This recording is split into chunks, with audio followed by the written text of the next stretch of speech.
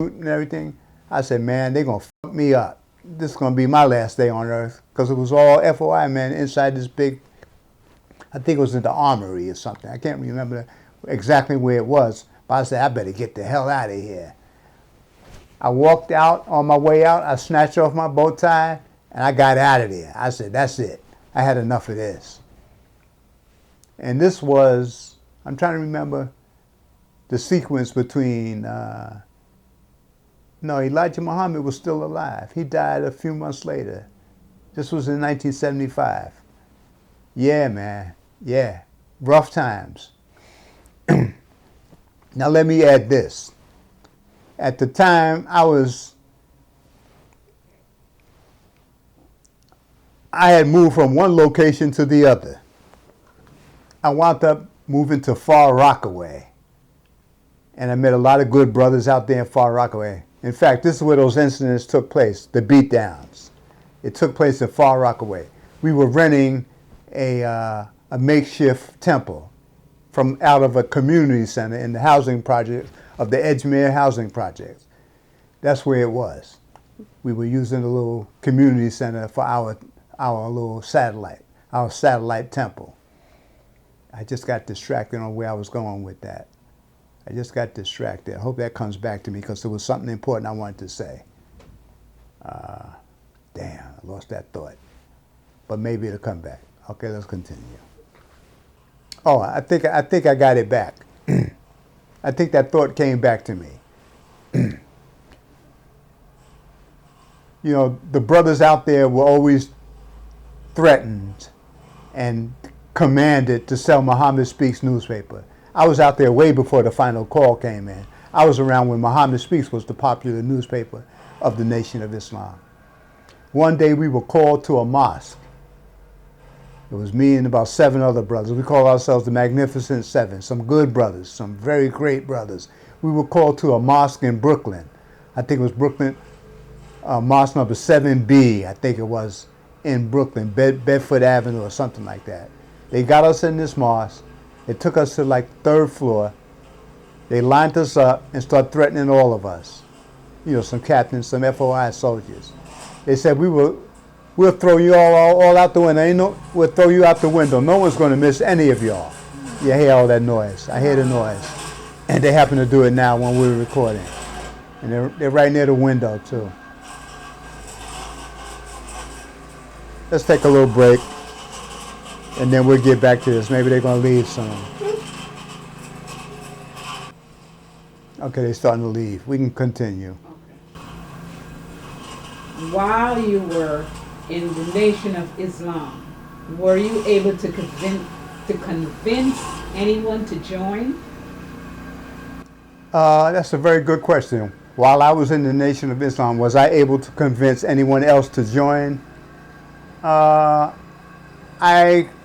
believe I convinced one brother to join, but while I was out selling Muhammad Speaks, or trying to sell Muhammad Speaks, because I wasn't a good newspaper man.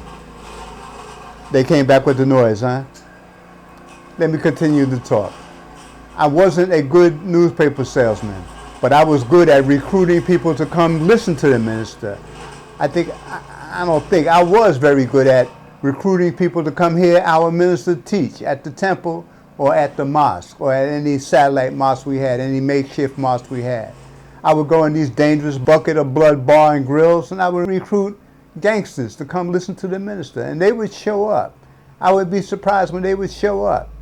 I was good at recruiting people to come listen to the minister. You know, whether they joined, I saw people come back, for repeat visits, yes. After I left, I don't know if they joined or not, but I did convince people to come listen to the program that the Nation of Islam was teaching. Yes, I did do that. And I met some very good brothers and sisters while I was in the Nation of Islam. Very loving people. We were committed to Elijah Muhammad's program. There's no doubt about it. We love being in the Nation of Islam. And like I said, I told you why I joined. Make no mistake about that. Prior to that, I was always the guy that had rifles, pistols, So that's what I wanted to use against our oppressor. I would later find out that's what Malcolm advocated, that we arm ourselves. Waiting on some mystery guard is not going to fight off our enemies. We have to arm ourselves with conventional weapons, conventional firearms, just as everybody else in the world does, just as every army does. No one's waiting on any spook guard, any mystery guard, any apparitions, any ghosts.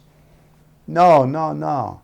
It's real human beings that oppress us. And we have to step to real human beings.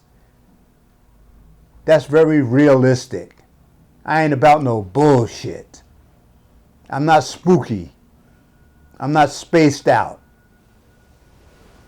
The name Malcolm X, did you hear that name when you joined the Nation of Islam, or before you even considered joining the Nation of Islam? Yes. I heard about Malcolm X, and he was awesome, the Malcolm X that I heard about. It's only when I joined the Nation of Islam I was hearing negative things about Brother Malcolm. We were indoctrinated right out the gate to be anti-Malcolm. As soon as I joined, first meeting I went to, oh, he was the ultimate hypocrite. Stay away from Malcolm. Don't read his books. Don't talk about him. Stay away from anything concerning Malcolm X.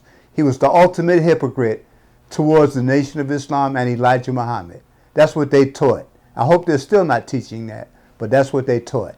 He was the biggest hypocrite on this planet. He was a poison to the Nation of Islam who deserved to be killed. That's what they taught. You saw the articles they had in Muhammad Speaks, all the write-ups they had about Brother Malcolm. Louis Farrakhan and many other writers were writing bad articles about Brother Malcolm. They even had a cartoon of Malcolm's head bouncing down the street.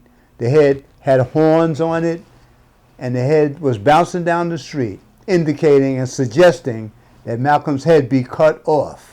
That's what they were pushing, that Malcolm's head be severed from his body. What kind of shit is that? As hard as he worked for the Nation of Islam? Come on, man. They never gave a guy a sit down, never gave him a fair hearing, never gave him a trial, just accused him of doing this and that. They kicked him out, threw him out, and then tried to take his life while he was on the 90-day suspension. What kind of shit is that? They do that in a nation? If that's the way a nation gets down, I want no part of that nation. Bullshit. And you should feel the same way I feel. How long did it take for you to change your thinking about Malcolm? It didn't take me long to change my thinking about Brother Malcolm. When I started doing my own research, I was like trying to balance this thing out. Here I am in an organization that said Malcolm was the bad guy, and my own studying was saying something contrary. But it was when I met Malcolm's followers who really straightened it all out. When I met Malcolm's believers, the people that was with him, they straightened this whole mess out real quick. I was watching TV one day. I was always wondering where Malcolm's people were. I would hear them on radio, but I never saw their faces. They were on this show called the Barry Farber Show. I used to tape the show. I lost all the recordings. I used to have all these cassette tapes and reel-to-reel tapes of the Barry Farber Show. Barry Farber was a white radio personality who would have Malcolm's followers on his show, maybe every 6 months. I would tune in and tape these shows. If I heard their voices now, I can place their voices with faces because I met Malcolm's people. But it was one day I was watching Like It Is. I was watching Gil Noble's Like It Is. It came on every Sunday at 1 p.m. I would watch Like It Is, and one day, and of course prior to this, Gil Noble was always making documentaries about Brother Malcolm, excellent documentaries. Gil Noble is a master filmmaker. One day he had 2 of Malcolm's followers on his show, Robert L. Higgins and Earl Grant, and I was blown away over what they said about Malcolm. They straightened the whole thing out.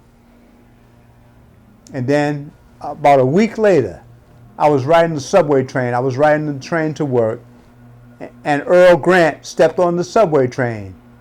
But I didn't approach him because I was skeptical. I was too nervous. I was scared to approach Earl Grant because while he was on Gil Noble's show, he showed that he had the weight of the world on his shoulders. He even shed tears during the interview. I said, I don't know what to say to this man if I stepped to him. But at the same time, I was always wondering where Malcolm's followers were. But I didn't have the balls to walk up to Earl Grant and introduce myself to him. So I lost that opportunity. I couldn't live with myself after that. I was kicking myself in the ass after that. Luckily, a week later, Earl Grant came on the same train again, in the same car, my favorite car that I sat in, to go to work. Earl Grant came on the train again. He was reading a book, standing up reading. And I said, man, this is my opportunity to step to Earl Grant and introduce myself to him. I got to do it this time. I stepped to Earl Grant. He greeted me in a brotherly way. He made me feel very relaxed. I told him that I saw him on TV and this and that. We became tight friends. He introduced me. He invited me to his home. I met him. We went to his home. And, I got the impression that Earl really liked me. About a week later, I was in the camera district in Manhattan of New York City. It's like 2 blocks of stores that sell camera equipment. And being that I was into photography, I was in that area. Guess who comes walking down the street? Robert L. Haggins, who was on the show with Earl Grant. I said, man, what is this? This is really a miracle. I saw Robert L. Haggins walking down the street towards me, and I went up to him and introduced myself to him in the same manner I did when I met Earl Grant. We became instant friends. He invited me to his apartment. Went up to see him dozens of times. And I spoke on this in one of my previous documentaries. It's up on YouTube. You can find it. I can't remember the title of it. I made so many films. I made like 25 films. I can't remember the title of all of them. But that's how I got introduced to many more of Malcolm's followers naturally after that. Because after that, after I met Earl and Robert L. Haggins, they introduced me to other people in Malcolm's organization. We became tight. I became particularly tight with 2 of the women, Sister Jean Reynolds and Sister Khadijah Canton, Sister Khadijah Muhammad. Sister Khadijah was a member of the Nation of Islam, and she was one tough sister. She didn't take no mess off anyone. They didn't mess with her. She would step to Captain Joseph and everybody and straighten them out when she saw the wrong the Nation of Islam was doing to her and the followers, and of course towards Malcolm. She would step to them, and she was in the Audubon ballroom when Malcolm got shot. Sister Khadijah, Sister Jean Reynolds was in the Audubon also. They were in the Audubon the day they killed Malcolm. Crazy stuff, man. What made you leave the Nation of Islam? What made me leave the Nation of Islam? When I found out Malcolm wasn't the hypocrite that they say he was. That's what made me leave. That's when I said enough is enough. And of course, I left to avoid getting killed. They were going to kill me. They didn't like me after a while. Oh, I know what I wanted to say earlier about selling Muhammad's newspapers.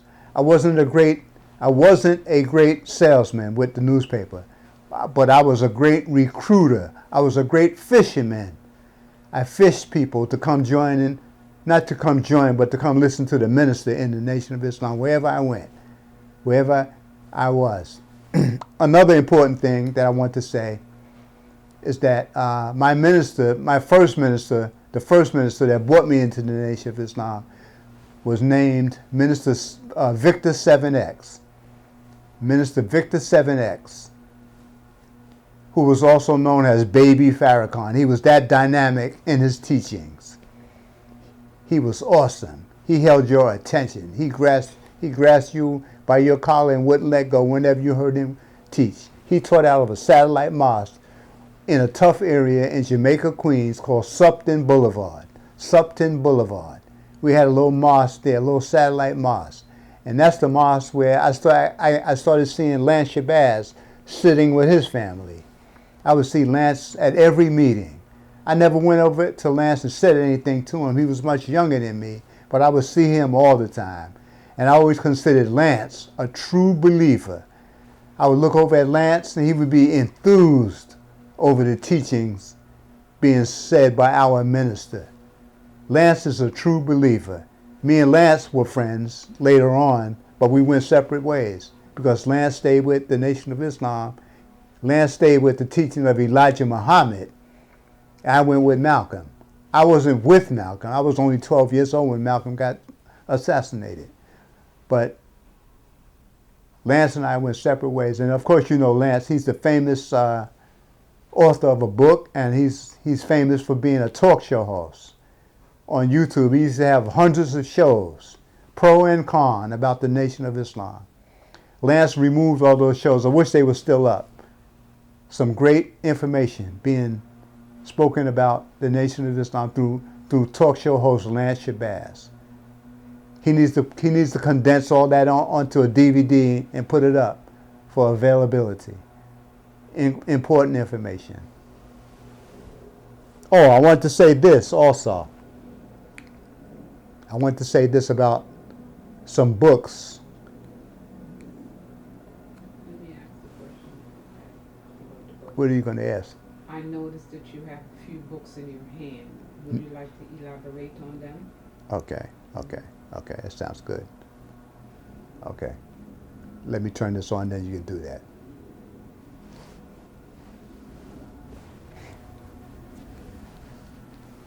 I notice a few books that's sitting next to you on the table. Would you like to elaborate on them? Yes, I have a few books I like to talk about.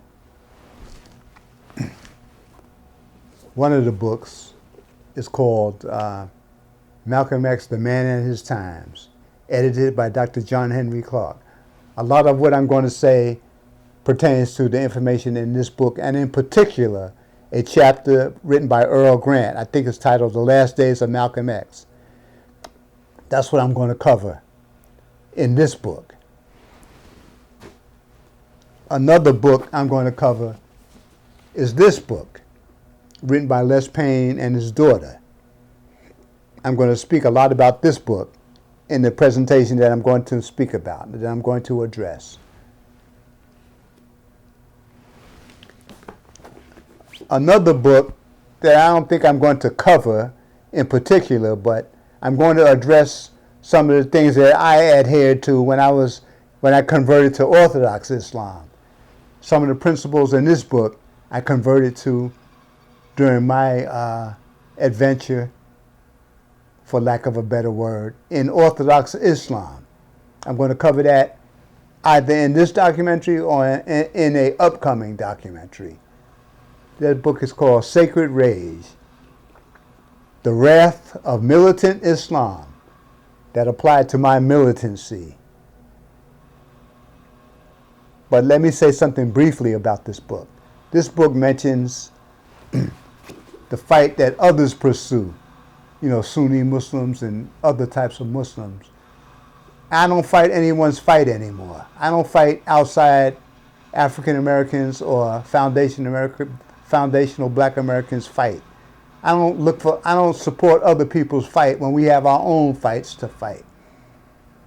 But I'm going to go into much more detail when I get into my conversion into militant Islam. Okay? All right. Peace.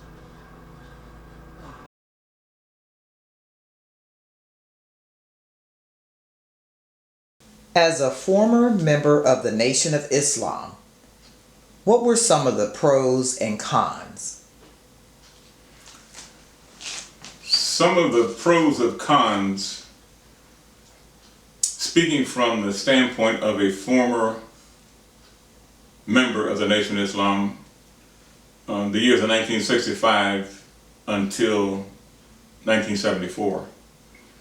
I really want to say late 73, early 74, before they actually put us out of the mosque. One of the greatest things I have to say about the Nation of Islam was the unity and the brotherhood. The fact that you could talk among teenagers at that time about things that were beneficial and good for the community. You had a purpose and a reason to stand proud, coming out of the colored and the Negro era, going into being black and pro-black. We had a reason to be brothers that cared for one another.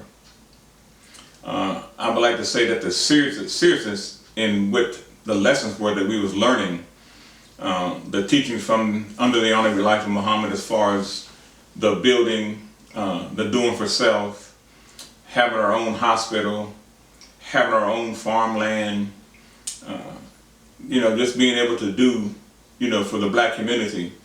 And at that time we was taught there was roughly 25 million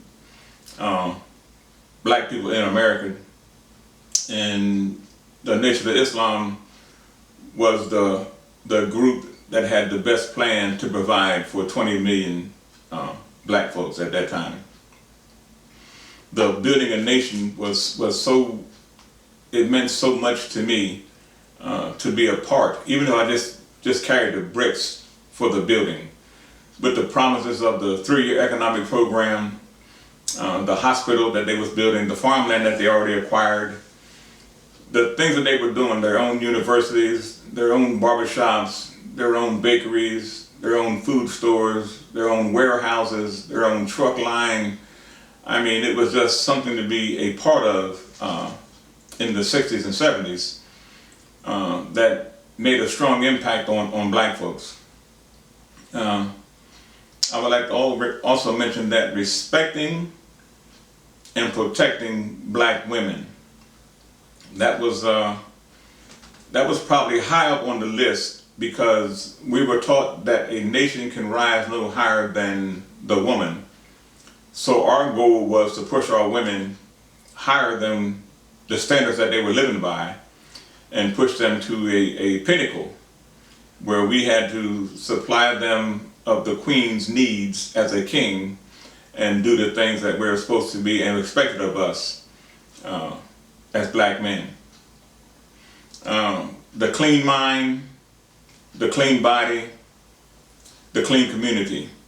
I think that if we had, our mind was set straight, and if our heart was sincere about what we was doing, we led by example. They knew who we were just by the way we walked. They knew who we were by the way we held conversation with them. They respected us because in that brotherhood unity there was power and there was strength. And men and women, they adorned us. I mean, they really loved to see us coming, because they knew that when the brothers arrived on the scene, there would be no confusion, no mass destruction, no acting the fool, no cussing, no drinking. I can remember very few times speaking to people in groups and they had a cigarette. And they respected us so much they didn't even flick the cigarette out and pretend they wasn't smoking. As long as we was on the corner holding conversations. The selling of the newspapers. And I remember plainly, selling this paper here, The Bursting Asunder, which was one of the papers that we sold in the mid 60s, and I still have copies of some of the greatest ones. Hiding the Truth, which is another one that we sold, which was important because we was telling people that society was hiding the truth from us as the people. And of course, every paper had the Muslim program, the wants and needs on the back of the paper, and it was just a blessing to be able to be a part of something that would go out and go door to door and stand on corners and sell papers. Men's Hearts Failing Fear, which was, we had to read these newspapers before we went out on the corner, which was kind of difficult for us sometimes, because we got the paper Sunday after the Sunday meeting, and in turn we had to go out, even as early as Monday, sometimes Sunday after we got out of the mosque, we'd go, to different cities and stuff selling newspapers. But we had to read the paper because we had to know exactly what was in the paper in case we was questioned. And Men's Hearts failing fear was a question that men would ask you, what does that mean? One of the greatest newspapers, I want to say that sold, and probably the most newspaper that was ever sold of Muhammad Speaks, was The Last Sermon, and that was followed closely by He Lives On. And this is that as the messenger passed. This paper, when this paper hit the market, I think that this was sold for 2 solid weeks, and it was a requested newspaper from people. And even though they didn't belong to the Nation of Islam, they supported the Nation of Islam. Those are the pros. The cons were, I can sum that up, the wickedness in which deeds were being done by brothers throughout the nation that affected brothers in the nation. The greatest misdeed of the Nation of Islam period was the murder of Minister Malcolm. In 1965, just getting involved in the Nation of Islam, we were taught that Minister Malcolm was a traitor, a turncoat, a Benedict Arnold, a demon, a devil, everything. And until we actually learned the true history and the study of Minister Malcolm in the mid-70s, this is after I was out of the Nation of Islam, in the mid-70s, I would say 74, 75, 76, when we really start getting involved knee-deep, because we weren't allowed to read the autobiography of Minister Malcolm. We weren't allowed to read articles that they put in Post magazine, Look magazine, Life magazine, Ebony magazine, Jet magazine. We couldn't read those articles about Minister Malcolm. So we were just, told to focus on just one set of books. And those would all came out of the Nation of Islam with what they recommended us to read. I didn't firsthand understand the murder of Minister Malcolm until our very minister here in the city of Harrisburg was murdered. Minister Harry X. Stanton was murdered by the brothers out of Philadelphia because under Jeremiah Shabazz and number 12, they wanted to incorporate the black Muslims in the city of Harrisburg, because we were still young brothers, wanted us to work the newspapers as well as narcotics in the city of Harrisburg. Minister Harry was not going for that, and thus they murdered him. They actually eliminated him. And that was the beginning of the downfall of the Nation of Islam. They started knocking us off after that. The head was gone. We didn't have that love, that brother that cared for us. And that started our downfall. I mean, they just started knocking us off after that. Then we were just done. And we looked around, and then they had all new faces and new brothers, and they were talking about, salam alaikum. Definitely one of the cons was the fact that the Nation of Islam even permitted the murder of Minister Malcolm, and he wasn't the only minister that was murdered. Other ministers were murdered. Other members were murdered. The beat downs of the brothers for selling newspapers or not selling enough newspapers. The beat down of brothers for not bringing enough charity money for number 2, which I think was a lot of thievery.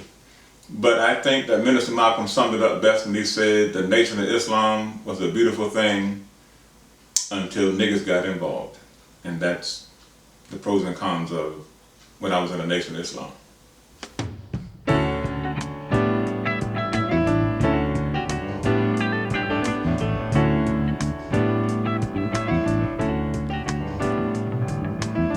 I'm gonna take myself a piece of sunshine and paint it all over my sky, yeah. Be no rain,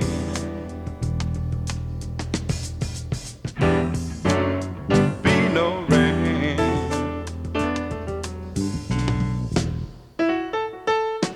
I'm gonna take the song from every bird and make them sing it just for me, yeah.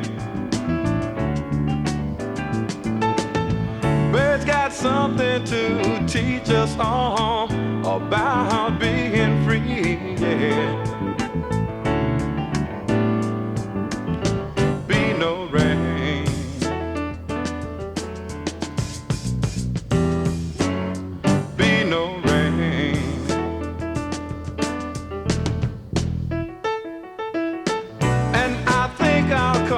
morning from now on.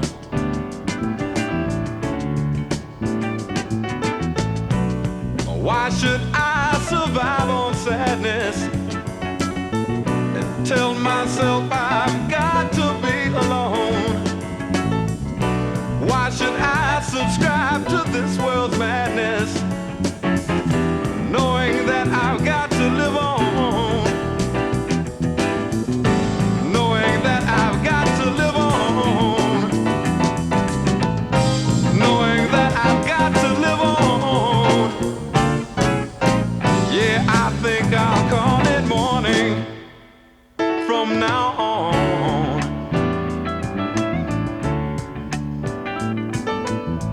I'm gonna take myself a piece of sunshine and paint it all over my sky, yeah. Be no rain.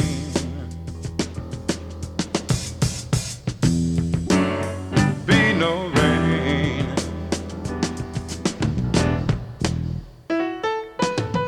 I'm gonna take the song from every bird and make them sing it just for me, yeah.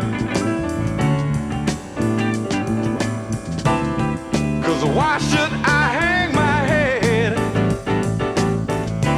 Why should I let tears fall from my eyes when I've seen everything there is to see?